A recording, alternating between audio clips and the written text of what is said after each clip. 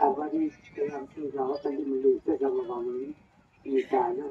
इथं त्यांनी भरपूर आहे, देवानं मला भरपूर दिलं. म्हणजे एवढी सेवा करायची भाऊच्या नावाने सांग.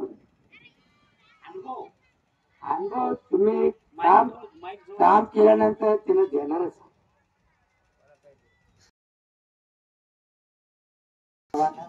आम्हाला काय गरज नाही.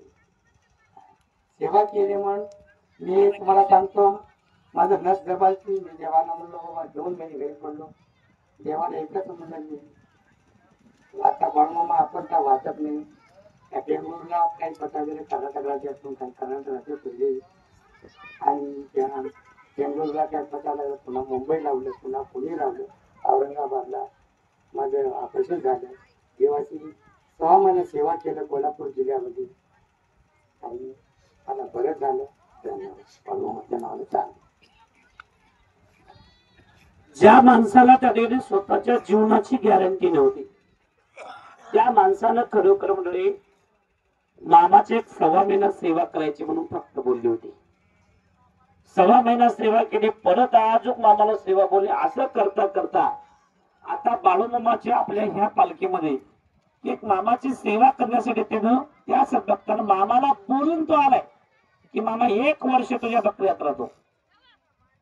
कारण मामाला 1 वर्ष आणि 1 वर्षाची चाकरी मामाच्या दरबार करायला आले, बरोबर आहे. पण मामानं त्यांना त्या 1 वर्षाच्या मोबदल्यामध्ये दिलं असेल काय? आणि तो मामाकडे आपला घर दार लेकरं बाळ सगळं काही सोडून तो मामाकडे आला कसा? तर याचा आपण अभ्यास केला पाहिजे. फुकट हा बाळूमामा देत नाही. कारण मामानं सांगितलं तुम्ही केला तर मी देणार आहे, तुम्ही करणार नाही तर मी काही देऊ शकत नाही. आणि मी जगाला देण्यासाठी निघालेला आहे म्हणून सांगितलं या जगाला.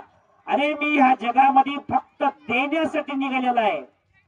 कारण हा बाळू धनगर कधी बी आजपर्यंत कोणाला हात पसरला आणि त्याचा हात रिकामा केला का रिकामा पाठवून दिला असं एकही ठिकाणी आढळू शकत नाही म्हणतोय.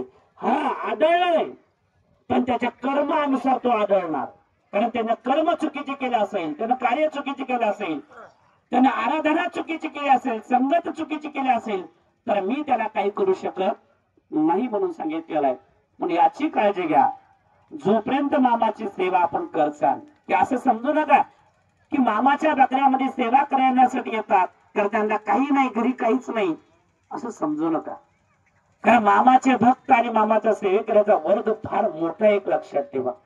आणि त्या पालखीचं आगमन आपल्या गावात आहे.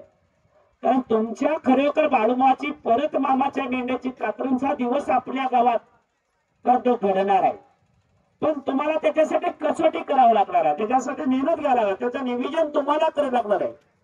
तर एक लक्षात ठेवा, मामाच्या मेंढीचं जावळ काढणं आपल्या गावात म्हणजे नाही. एक 6 महिन्याला एकदा मामाचं जावळ होत असतं. कारण मामाच्या मेंढीचा भार उतरणं म्हणजे नाही 6 महिने एवढी सेवा एक लक्षात ठेवा.